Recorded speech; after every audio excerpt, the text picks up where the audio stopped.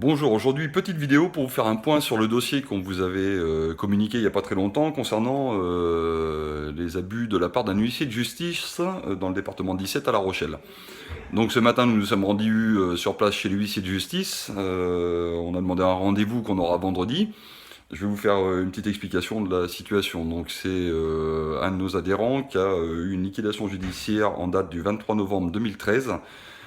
Suite à ça, il a fait un dossier à la Banque de France de surendettement qui a été accordé. Et il faut savoir qu'il a été accordé le 31, il a été accordé le 31/12/2014. Maintenant, les dossiers en Banque de France, c'est un gel des créances pendant 2 ans.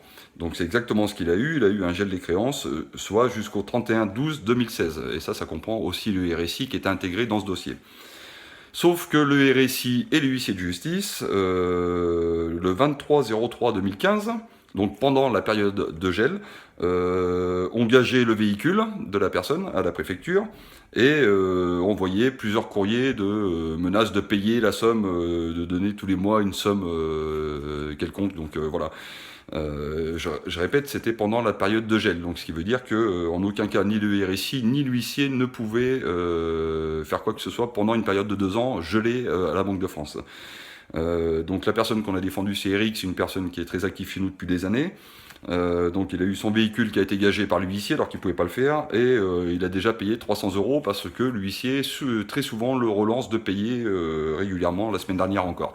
Donc on est intervenu sur ce dossier parce que là il y a de l'abus de pouvoir du RSI, il y a de l'abus de pouvoir de la part de l'huissier de justice en question.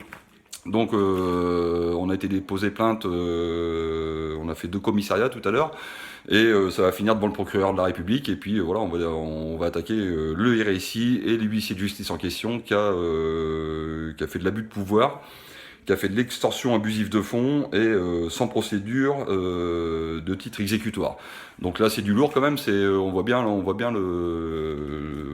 truc énorme quoi. Ça veut dire que ils ont saisi des choses, ils ont fait de la pression, ils ont mis de la pression sur un dossier qui logiquement est gelé, où il ne pouvait pas y avoir de poursuite, au moins pendant cette période de gel de 2 ans. Donc voilà la situation, voilà les abus qu'on dénonce régulièrement, que ce soit de la part du RSI ou de la part des huissiers de justice, de certains, parce qu'il y en a beaucoup qui font ces méthodes-là.